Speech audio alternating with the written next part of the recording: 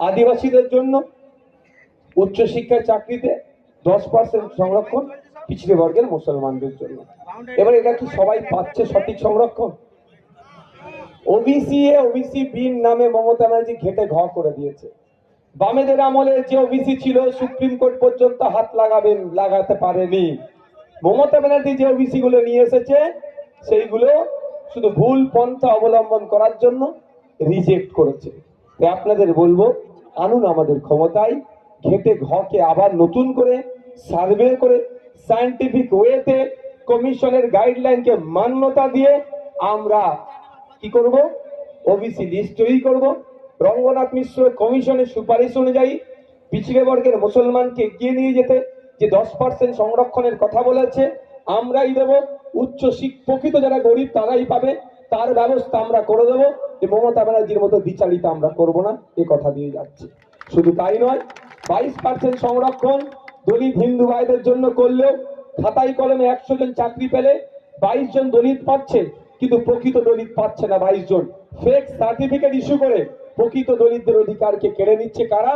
এই মমতা ব্যানার্জি। আমি আপনাদের কথা দিয়ে যাচ্ছি, যেভাবে নোংরামি চলছে এটা আমি বন্ধ করবো আমরা। শুধু তাই নয়, 100 জনের মধ্যে 6 জন সরকারি চাকরি পাবে আমার আদিবাসী সমাজের মানুষ। কিন্তু আমরা কি দেখছি, এই সরকার চলছে না, এটা সার্কাস চলছে। কথাই আছে দুধে পানি মেশায়, এই সরকারের আমলে পানিতে দুধ মিশাচ্ছে। টোটাল পশ্চিমবাংলাতে 80 লক্ষ আদিবাসী আছে, 1.5 কোটি এসটি সার্টিফিকেট প্রোভাইড হয়ে গেছে। মানে আদিবাসীদের জন্য 1.5 কোটি সার্টিফিকেট মার্কেটে ছেড়ে দিয়েছে। যে নন আদিবাসী আদিবাসী সেজে আদিবাসীদের অধিকারকে কেড়ে নিচ্ছে। তাই আমি আপনাদের কথা দিয়ে যাচ্ছি, ক্ষমতায় আমাদের নিয়ে আসুন। মাত্র 6 মাস টাইম নেব আপনাদের কাছ থেকে। যত ফেক এসটি এসসি সার্টিফিকেট আছে সে খুঁজে বার করবো। শ্মশানে থাকুক আর কবরে থাকুক, সেই সার্টিফিকেট গুলোকে খুঁজে বার করে চালিয়ে দেবো, পুড়িয়ে দেবো। এবং সাথে সাথে প্রকৃত দলিত প্রকৃত আদিবাসী ভাইয়ের উচ্চ শিক্ষায় চাকরির ক্ষেত্রে 22 এবং 6% সংরক্ষণের ব্যবস্থা আমরা করে দেব।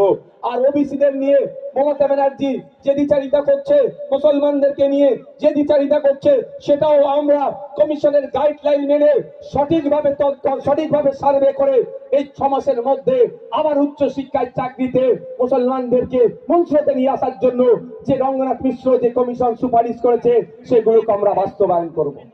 তাহলে দলিত আদিবাসী মুসলমানদের সাথে মমতা ব্যানার্জি শুধু খেলা খেলছে।